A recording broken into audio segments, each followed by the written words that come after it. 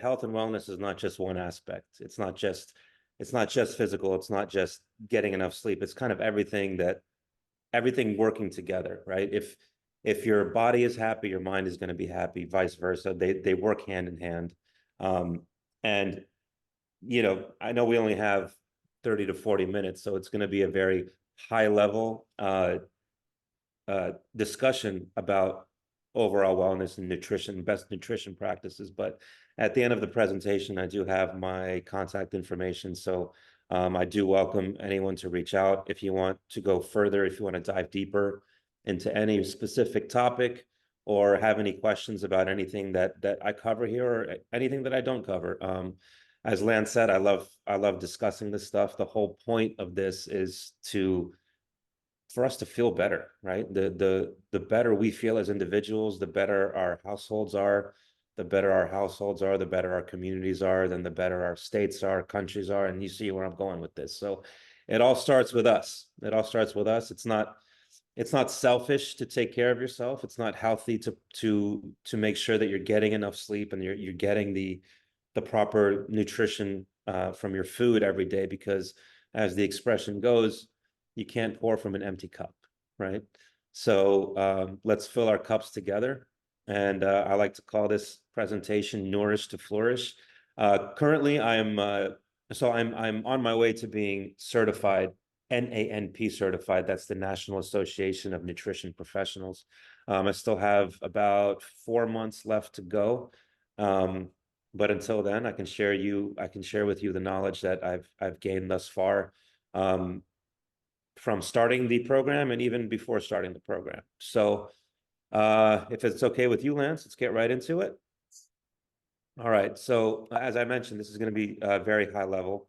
We're going to start with macronutrients and micronutrients. So I'm sure when we were all kids and learning about meals and food and things like that, we would have our classic, and I know a lot of people don't eat meat nowadays, but I'll use the classic example of the steak, potatoes, and broccoli, let's say. You have three different groups, and they're all macronutrients. Macronutrients, proteins, carbohydrates, and fats. In the steak, potatoes, and broccoli example, we're getting our protein from the steak. Also, broccoli has protein. We're getting our carbohydrates and fats from the potato. And it's good to have every meal balanced with all three macronutrients. That's how you eat optimally, right? You want to make sure you're incorporating enough macronutrients in every meal, or else you're not going to feel satiated. You're not going to feel satisfied. And that's when you reach for the chips. That's when you reach for the candy. That's when you reach for the processed stuff that you're not supposed to be reaching for. So the whole idea is to get satiated from the meal that you're eating, so you don't need to reach for that processed stuff. On the other hand, we have micronutrients, vitamins and minerals. They're needed in more small amounts. We don't have the luxury of time to getting into every single vitamin and mineral that we can consume to help supplement. But I do go over magnesium later in the presentation. That is the single most important mineral, and we will go over why. But to sum up for this slide, for this portion, just make sure every meal you're eating has all three macronutrients in adequate amounts of each, and then you won't find yourself reaching for or eating things that you're not supposed to. More often than not, that's going to be processed foods, and your body doesn't absorb things that are not whole foods as well as it does whole foods. If I know not everyone's a meat eater, so I'll use eggs as an example. If your body is going to absorb the nutrition, the vitamins and minerals from eggs much easier than it's going to absorb vitamins and minerals from a potato chip. Even though the potato chip will say, hey, there's no trans fats in here, there's this amount of protein, there's that amount of, not all protein is created equal. Not all protein is bioavailable. Not all macronutrients are as bioavailable as they are in whole foods. So just make sure you're eating whole foods as much as you can. I know we're all busy. We have busy lifestyles, but I'm going to go over some tips and tricks on how to incorporate whole food meals. Excuse me. Incorporate whole food meals even when you're on the go. So we'll hit that a little bit later. Um, the choice of diet. So there are three main diets that people follow. I know there are different sub diets to each of these, but we're not going to go over each of those. But the three main categories: animal based, vegetarianism, and veganism. Now, you can get adequate amounts of all macronutrients from any diet that you choose, any diet that you feel comfortable with. For animal-based, different protein sources are going to be steak, ground beef, chicken, fish. I don't like to, I know pork is another source of protein for animal-based, but uh, pork is not something that I would advocate for as much. I know, a little bit of bacon here and there is not going to hurt you. A little bit of pork loin here and there is not going to hurt you. But you want to take a look at what the animals are eating, right? If you're eating grass-fed steak and grass-fed ground beef, the animal is eating grass. That's what it's meant to eat. But if you veer off into the pork world, and even sometimes in the chicken world, a lot of their feed consists of grains and soy. And even though you might tell yourself, well, I'm not eating the grains and soy, the animal is. Well, you're eating the animal, and the animal's tissues and hormones are affected by what they eat. So that's why, cows that are raised grass fed and grass finished and not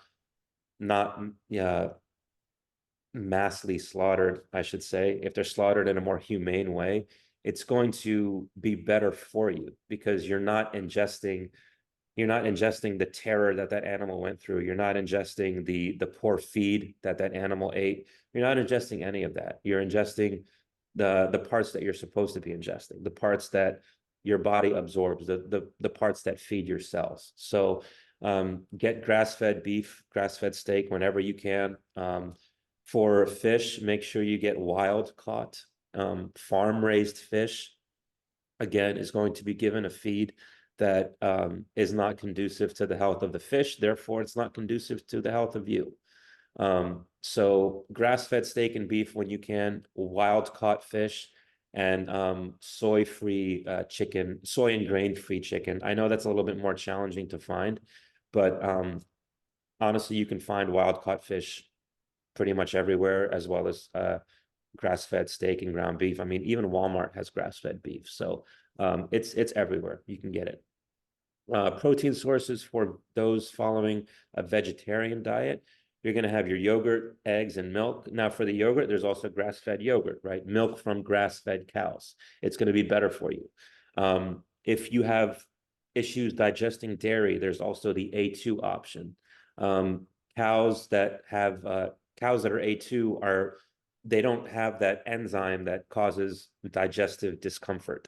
The A2 enzyme is much more easily digestible. So look into that. Dairy is not bad for you. It's just the ultra pasteurized, non-grass fed dairy that's going to be bad for you. For those that are local to the DC, Maryland, and Virginia area, Mom's Organic Market is a place that I love to go to because they have dairy that is low temperature pasteurized. Pasteurization, although it kills bad bacteria in the cow's milk, it also kills a lot of the good bacteria, and it kills a lot of the it kills a lot of the nutrition that milk is beneficial for. So if you go to Mom's, you will find low temperature pasteurized milk. You will find A2 grass-fed yogurt.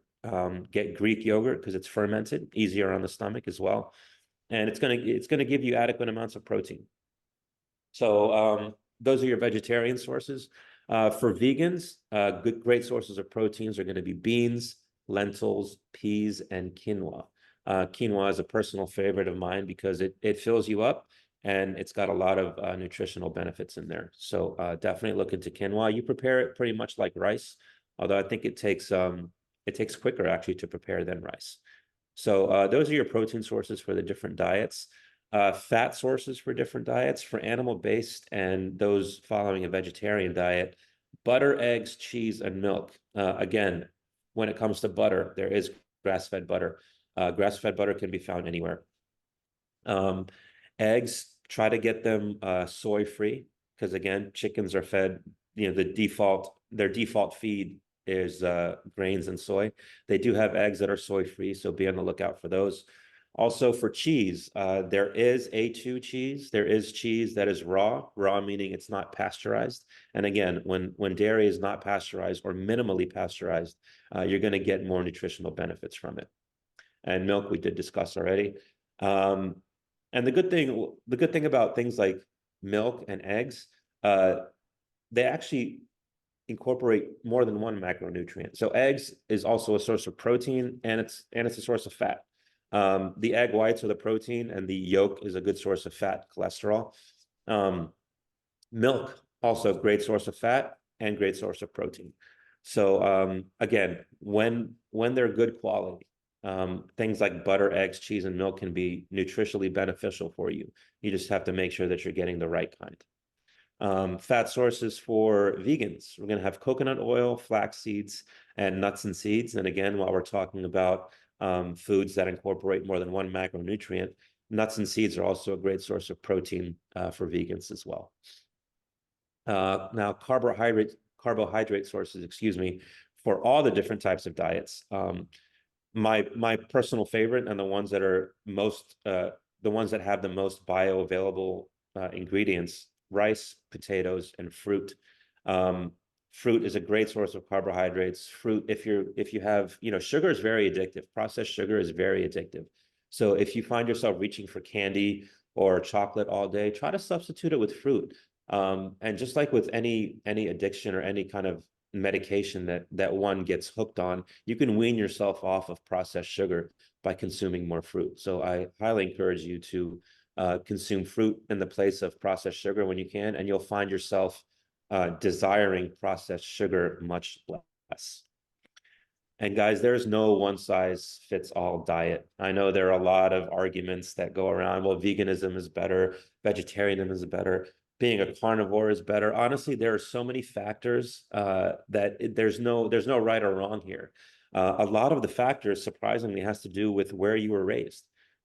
If you were raised in a warm weather climate, close to the equator, for example, you're not gonna need as much meat. You find a lot of vegans and vegetarians thriving in areas along the equator, areas like Hawaii, areas where the soil is still in good shape, so that you're getting the nutrients you're supposed to get from the food. Soil throughout the years from external toxins and pollution, our soil quality has been depleted. And that's why supplementation is so important these days, because we aren't getting the vitamins and minerals from the food that we once were getting as humans. That's why our great grandparents lived much longer. That's why our grandparents lived much longer than we see people living now, because the soil was in better shape. They were getting more nutrients from the food. So again, there's no right or wrong here as far as what type of diet you follow. I say if you feel good, then keep doing that. And and this is an evolving study, but um, vegans and vegetarians they like to make the argument or the point that, well, killing animals is wrong.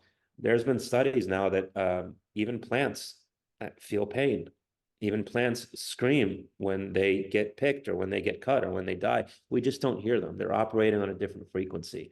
And I mean, this isn't to push any type of diet. I'm not saying that to push an agenda or anything. I'm just saying that, look, I went vegan for 10 months.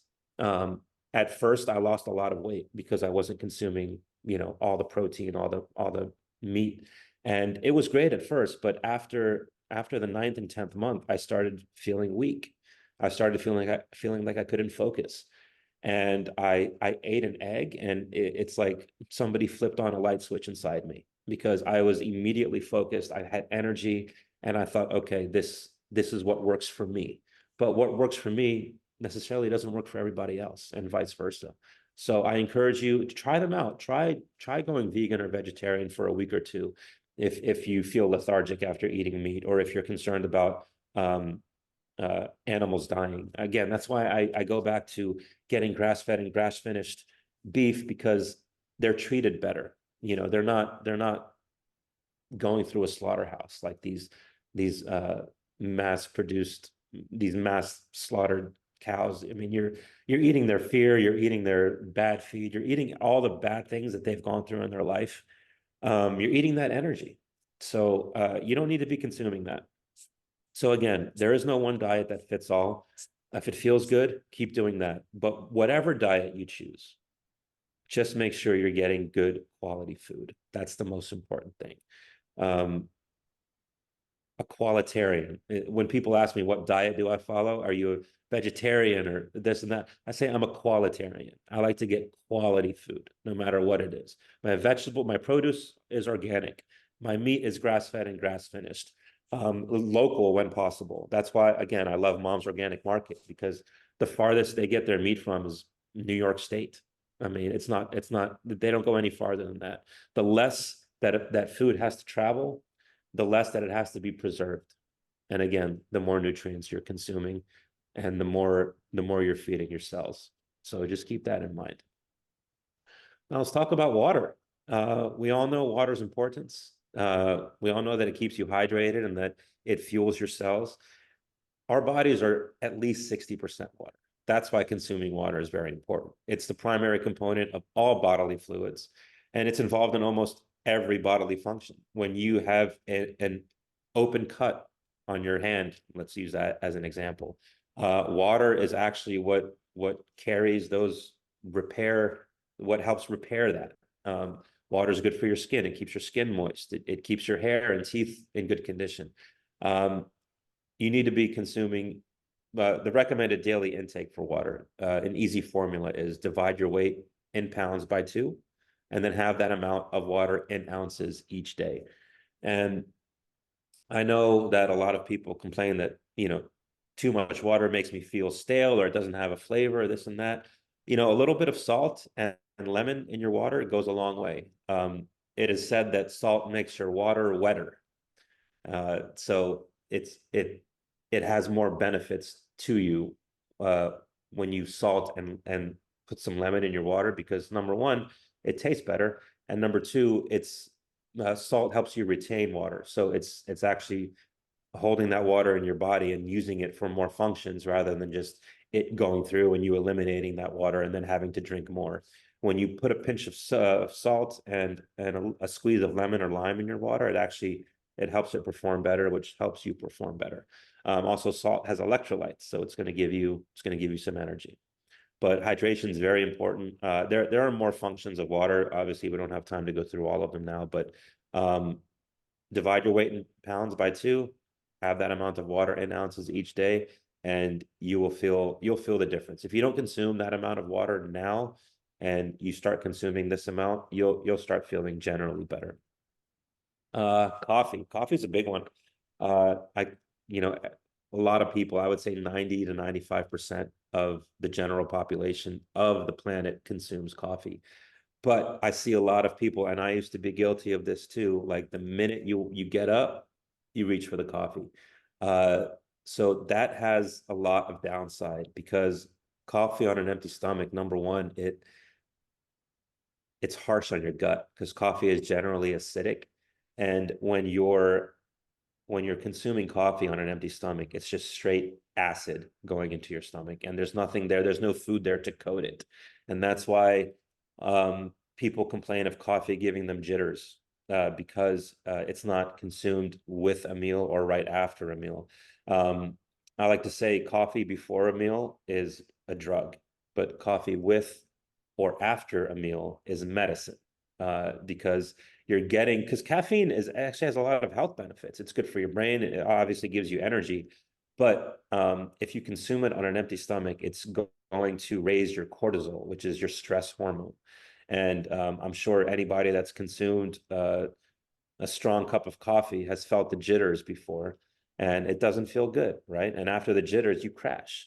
And when you have coffee with or after food, it helps control that caffeine release, and it helps with you don't crash as hard and you don't get that cortisol spike, which makes you jittery. So, uh, again, I used to be guilty of it, but then I made some changes regarding my general health, and I started consuming coffee with breakfast or immediately following breakfast, and I've seen a huge difference. I can make my coffee stronger now. I can get more of the benefits of caffeine without it affecting my gut or it making me too jittery. So I would encourage you to try it out and see how you feel. Okay, I want to bring your attention now to two of the most prominent ingredients that's in our food and a lot of our products. I'm going to start with natural flavors. So, contrary to what the term implies, natural flavors are not natural. And you'll see them in a lot of the food on the shelf. If you walk down in any aisle of the grocery store, um, flip over any food that you pick up, and you'll see natural flavors in a lot of it. Uh, what natural flavors really are is a company's secret sauce. It's their proprietary recipe. Um, and because it's proprietary, the FDA does not require them to disclose what is in natural flavors. So uh, something can be called natural, but it's not necessarily natural. It's just, this is my recipe for this. Um, and again, it's considered proprietary, so they're not legally required to disclose what's in there. And what's often in there are artificial and synthetic chemicals that are used to create that flavor. So, for example, if you're buying fruit snacks and the fruit snacks are flavored, I don't know, tropical punch, you might see on the back just natural flavors, or you might see natural tropical punch flavor, or you might see natural fruit flavor. It's false. It's not natural. There's a lot of artificial and synthetic chemicals that go into that, unless it specifically states this is an organic watermelon flavor, for example. The FDA regulates organic. The FDA cannot classify something as organic if it is not. So you need to know the laws when it comes to this stuff, and know what the FDA allows and what it doesn't allow, and what it regulates and what it doesn't regulate. So there are some products. If you go to Mom's or Whole Foods, you'll see very few products that will say organic fruit flavor. That's cool. That's fine. That's safe to consume. You're not going to be consuming artificial and synthetic chemicals. But if something just says natural flavors, consider it just a chemical storm of who knows what. Um, and it's a loophole that companies use to save money at the end of the day. Um, you know, cheap ingredients are cheap, but they're not healthy. And companies like to make money, and that's why they'll just slap natural flavors on there instead of actually breaking down what's really in there. Because it's, natural flavor sounds great. Oh, it's natural. It must be safe to consume. It is not. Um, so the next time you're in the grocery store, I encourage you to flip over the labels and see if what you're buying has natural flavors. And if it doesn't state that the flavors are organic, I would put it back on the shelf. Now, fragrance is a lot like natural flavors. Fragrance, you'll find fragrance in colognes and perfumes, sunscreen, body lotions, deodorants, you name it, anything that you put on your skin. If it says fragrance or parfum, some of the products, some of the companies like to say parfum instead of fragrance. It just says fragrance. So how do we know what's in there? But what's really in there are toxic chemicals. And again, like natural flavors, a company's fragrance recipe is considered proprietary. So the FDA does not require them to disclose what's in there. Anything you put on your skin gets absorbed by your body. So fragrance containing toxic chemicals, known carcinogens, they're getting absorbed by your body, and they're not getting absorbed by your cells. So once they're getting absorbed by your body, what are they doing? They're disrupting your hormones, and they're causing free radicals in your body because your cells are not absorbing them. It's just, think about just something floating around in your bloodstream or in your organism that's not supposed to be there. It's not getting absorbed by your cells, so your body isn't using it. So it's just floating around, disrupting your organs, disrupting your hormones, and causing an array of problems. I guarantee you, those of you that wear cologne or perfume or use body lotion that has, that is scented, lavender or whatever it may be. Um, Number one, check to see if it has fragrance or parfum. 9 times out of 10, it's going to have that. And number two, take a break from it for 2 weeks. If you go to Mom's or Whole Foods, there are a ton of options when it comes to deodorants, body lotions, sunscreens. Even if you switch over to essential oils, if you like a lavender scent, get the lavender essential oil. Just a couple of drops behind your ear on your neck, boom, you have your cologne. It's a natural oil extracted from lavender, and it has no toxic chemicals in there. So again, be on the lookout for natural flavors and fragrance. They're very prominent in a lot of products that we consume and a lot of products that we put on our bodies, and they're not good for you at all. So be on the lookout for those. Now, I said we were going to talk about magnesium. Let me take a moment to hydrate because it's important, right? If you're going to supplement just one mineral, if you're going to supplement just one thing, good job, Lance. Thanks for hydrating with me. If you're going to supplement just one thing, let it be magnesium.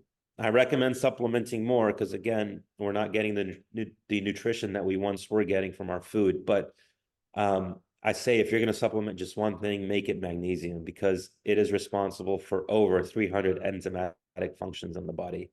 It's involved in almost every bodily function that you do. And of those functions, the most important are that it regulates your blood pressure, super important for you. Your blood sugar, again, very important, digestion, mood, and sleep. If you've never taken magnesium before, take it for 2 weeks and you will feel generally more calm. You'll get better sleep. You'll notice that you feel less bloated after meals. You'll kind of feel just even. You'll feel calm and relaxed the way that you're supposed to feel. Again, we used to get our grandparents didn't supplement much because they were getting nutrients from the food. But the nutritional content in our produce is decreasing year after year because of the shape of our soil. So supplementing magnesium is very important for you. And again, I encourage you to, I mean, don't take my word for it. Do it and see how you feel. You will generally feel better. And then you'll notice that, I mean, 90% of the population, especially in the United States, is magnesium deficient. And you don't know it because you think feeling like this is normal. You're supposed to be more calm. You're supposed to get better sleep. So supplement magnesium for a couple of weeks and you'll feel better. Let's talk about exercise real quick. People dread exercise because, well, generally speaking, I would say people dread exercise because they think that it's, I don't know, it's obviously something that requires effort, right? You have to get up, you have to get to the gym. If you're lucky enough to live in an apartment complex with a gym, in the lobby, that's great. But exercise is more than just, looking good in a tank top. When you build more muscle, it increases your longevity. You lift weights now so that you can lift that gallon of milk when you're 90, God willing. You lift weights now so that you can play with your future kids, God willing. The more muscle you have, the younger you look, the younger you feel, and the longer your lifespan gets. So it's not just about looking good. It's about you functioning better as a human, you being there for your family, you doing what you were meant to do, so weightlifting, it's not about getting big and getting these huge muscles. It's just about getting your muscles in shape. You don't need to have huge muscles to be in shape. Form is way more important than lifting heavy. Now, if bodybuilding is your goal, great, more power to you. There's nothing wrong with that. But form is important because it lets your muscles, when you lift weights, you tear your muscles. And when you tear them properly, they repair properly. So that's why when you concentrate more on form, you go slow, you squeeze at the top of your set and then slowly go down. It's going to have much more benefit than you just grabbing, the most weight that you can possibly lift 4 or 5 times. I'd rather lift lighter weight 12 to 14 times than heavier weight 5 to 6 times. Number one, it's easier on your joints. And number two, your muscle, it'll be more sustained growth that way. If you lift heavy and you take a few weeks off, your muscles are going to disappear. But again, if you lift heavy without the proper form, I should say, because there are a lot of people that have been weight training for years and they can lift heavy and still have good form, and that's great. But if you're just starting out or just getting back into it, proper form, lighter weight, much more important. And as far as cardio goes, you don't need to be, running and dripping sweat for an hour every day. You don't need to be doing that. Even something as simple as taking a 20 to 30-minute walk after meals, that's a great way to get your cardio in. Also, walking after meals helps with your digestion. Um, and digestion is, that's what makes you feel, if you have proper digestion, it's going to make you feel less bloated after meals. It's going to make you feel better after meals. A lot of times, we get tired after meals. It's because we're sitting down. We're not getting up and walking around. You don't need to power walk or anything like that. It's just a simple stroll around the neighborhood. And now with the weather getting better, with the weather getting warmer, if you're in the DC area, walking it's going to be a lot more fun. So I encourage you to take a walk after your meals. And again, you'll notice the benefit. No, excuse me. I want to touch on media consumption. So especially now in the age of social media, like we're hit with so much data. Um, a lot of it, a lot of it is negative. A lot of it's positive too, but a lot of it is negative. And if you watch mainstream news, almost none of it is positive. You're hearing about everything that's wrong with the world instead of everything that's right with the world. And whether you're a natural empath or not, consuming media, especially right when you rise or right before you go to sleep, it's going to have a detrimental effect on your overall psyche. Um, just because when you wake up or when you're just about to fall asleep, your brain goes into this theta mode where it's kind of it, I guess the best way to put it would be the defenses are let down, right? The defenses are down because you're going to sleep or you're just getting up, you're just working yourself into the day, or you're just working yourself out of a day. And you've heard the term doom scrolling before, and from my understanding, that just what that means is, you just lying in bed and aimlessly scrolling. And that's an energy exchange. When you're viewing posts on Instagram or Facebook or TikTok or whatever it is, you're exchanging energy with that post. So if it's something violent, if it's something fearful, if it's anything negative, it's going to have a detrimental effect. Again, with anything that I say, don't take my word for it. Like, try it out for yourself. Try not turning on the news right when you get up. Try not scrolling social media, an hour before you go to bed. And you'll feel that difference. You'll feel less anxious getting up or going to sleep. You'll get better sleep. Just be conscious of the media you're consuming. I feel like I've done a great, well, personally speaking, I feel like I've done a great job with my Instagram, for example. Like, I follow accounts that I like, that promote health and positivity and spirituality and things that can only benefit you. I don't like to follow accounts that are constantly reporting on negative things, um, or showing fights or anything violent. Not because I want to live under a rock. I still know what's going on in the world. I just, there's a time and a place for it. When you're scrolling social media, you don't know what's coming up next. So if you're just about to go to sleep, or if you're just waking up and you're just sitting there aimlessly scrolling, you have no idea what's coming. And what's coming could be something negative, and you just don't want to consume that kind of energy, especially upon rising and before going to sleep. So again, try it out and see how you feel. I guarantee you'll feel generally better. Um, Another side of consuming media at nighttime, especially, is that the bright lights from your phone or your computer, they can really disrupt your sleep. So you can use blue light blocking glasses. Amazon has some for 10 anywhere between $10 and $40.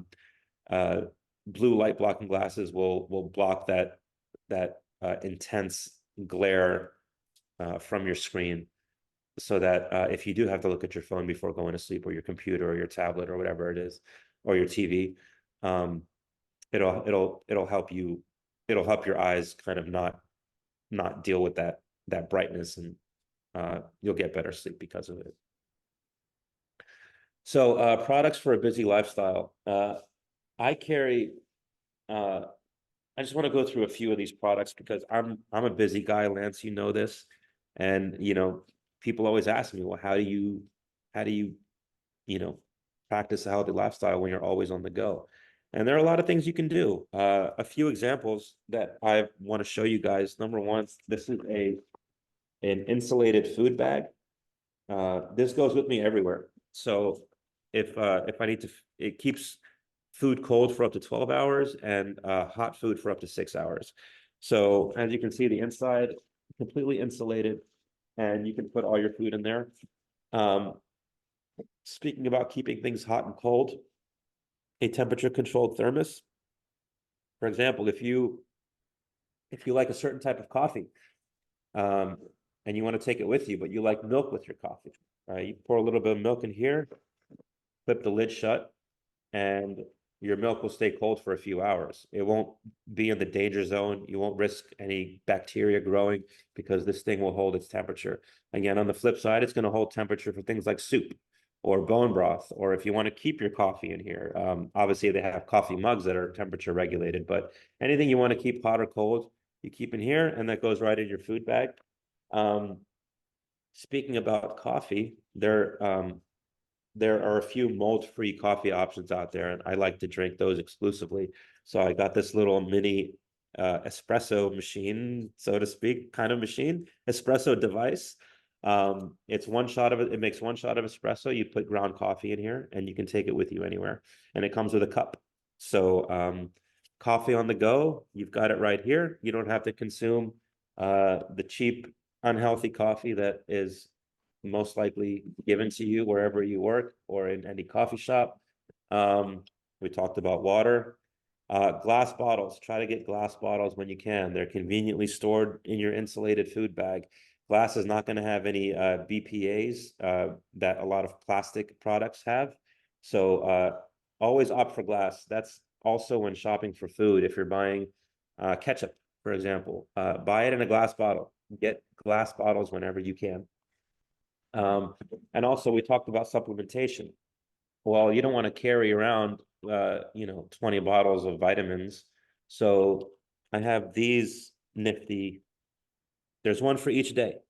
Sorry, I don't know if you can see it because the camera has the focus on, but there's one for each day. I have my Monday, Tuesday, Wednesday, so on and so forth, and I put all my tablets in this container, and they come with me everywhere. And that's how I supplement on the go. We're all busy, but the expression where there's a will, there's a way. If you have the will to live a healthy lifestyle, you're going to find a way. And all these products are on Amazon. They're fairly inexpensive, and they help you keep that lifestyle going when you're busy. Okay. That's everything for now. This is my contact information. If anybody has any questions about anything I discussed or anything else, I would love to hear from you. I love talking about this stuff. I could talk about it all day. There's a lot of stuff that I would love to dive deeper into, but again, time is of the essence. So that's why I encourage you to reach out, and I'd love to talk to you. That's awesome, Pierre. Oh wow, this has been a lot. This is a lot. I'm gonna have to watch this thing. I'm sure at least like 2 or 3 times, because there's so much great stuff. Been taking notes, and definitely I'm gonna follow up with you some questions. And I know a lot of people from my Facebook page are gonna also be following up with questions. And so this is great. I feel like this is a big spark to some great conversations that we're going to have on social media. Before we go, I want to ask a few things. Number one is that a lot of people feel like they can't afford to eat healthy. If it's not too personal, Could you share with us, what your grocery bill is pretty much? Yeah, so honestly, I spend about $120 a week on groceries. So we're talking what, 480 a month. Um, Look, steak is expensive. Like I'm an animal based. That's what works for me. So I'm buying, grass-fed beef, grass-fed steak, and steak is expensive. If you want to get a grass-fed ribeye, it's going to run you anywhere between 15 to $24. But if you want to get a pound of grass-fed ground beef, it's not going to be more than $7. And of that pound of beef, you can make four beef patties, put it over some rice, have some broccoli on the side, and you've got a meal that costs about $6. Mm. And again, if you meal prep properly, you can take that meal with you and eat it anywhere. Um, so it doesn't, yes, organic produce is more expensive generally, but you're talking just a couple of bucks, for organic blueberries versus regular blueberries. And there's a saying like pay for your health now or pay for the doctor later. So you're gonna pay one way or another. Uh, why not pay for the food so you feel better? And again, grass-fed beef is not expensive, and you can get at least two meals out of each pound of grass-fed beef. Another question is this. You mentioned about supplements and how you have like a little thing where you planned out your supplements. What do you recommend in terms of people being able to figure out what supplements they need? Because of course, it has to be customizable to each person's life. And in fact, somebody was telling me about how you could have like some type of, I forget what it's called, but it's some type of like comprehensive blood work that's done where they really analyze your blood and then they kind of tell you exactly what you need. Is that something that you would recommend? Yeah, so you can get the full blood panel done. It's gonna reveal a lot. It's not gonna reveal everything, but it's gonna reveal a lot. The most important things it's gonna reveal are your vitamin D levels. Vitamin D is a non-negotiable for me. I'd supplement that every day.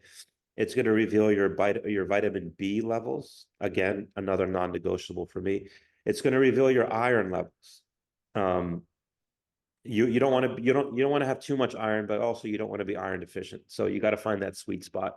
It's also going to reveal your LDL and HDL, your good cholesterol versus your bad cholesterol. So yeah, a blood panel is great to have, but it's not going to reveal things like magnesium.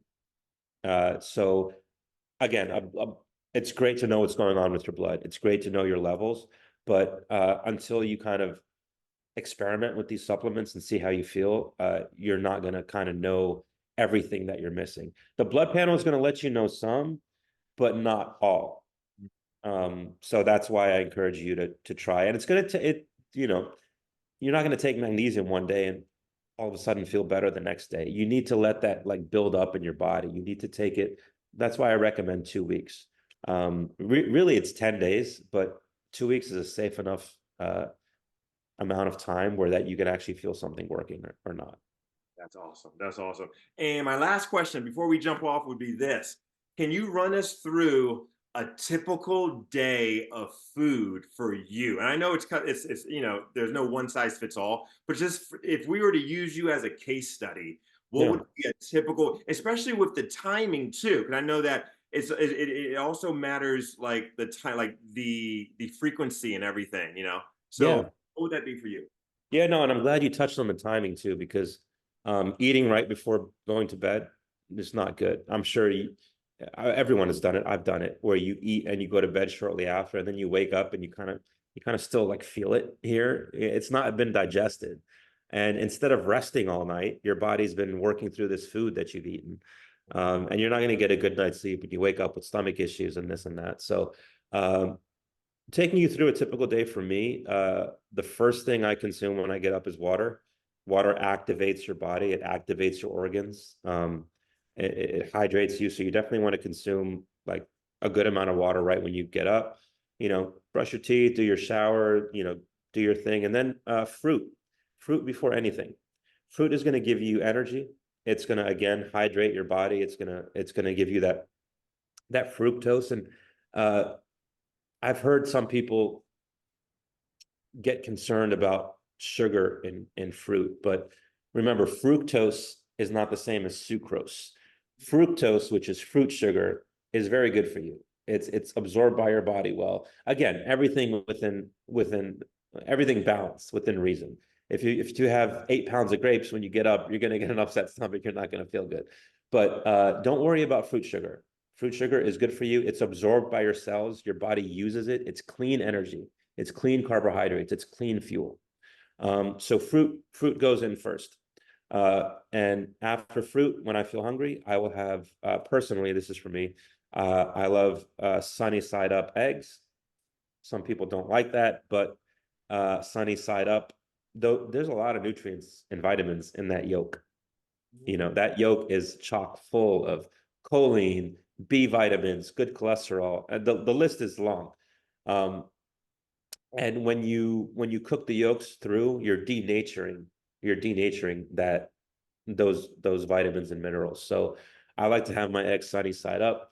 Make sure you cook the whites though, because the whites are not meant to be consumed raw. Egg whites can actually have a detrimental effect on your body, in your body, if consumed raw.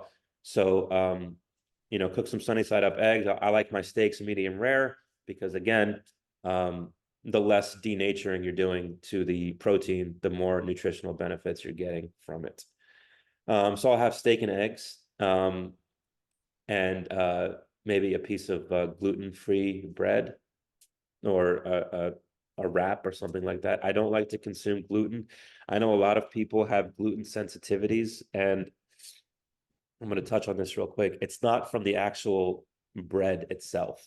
Again, we never heard of our grandparents having gluten sensitivities or our great. Why do you think that is?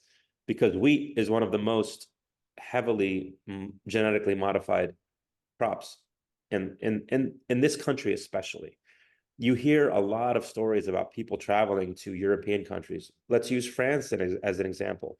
When you go to France, you eat a lot of baguettes, right? You have baguettes and cheese, and because it's delicious over there. But because the wheat is treated differently, it's actually fermented, and fermented foods are good for your gut.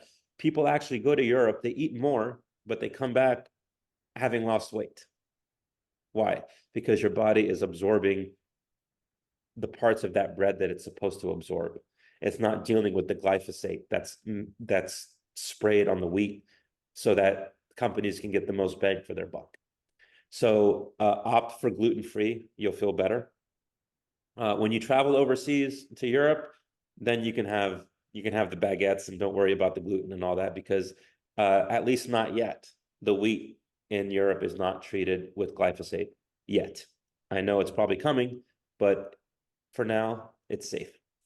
So that's breakfast. For lunch, it honestly depends, what I like to, let's say, for example, today I've packed some wild sardines with me, right? So there's your protein.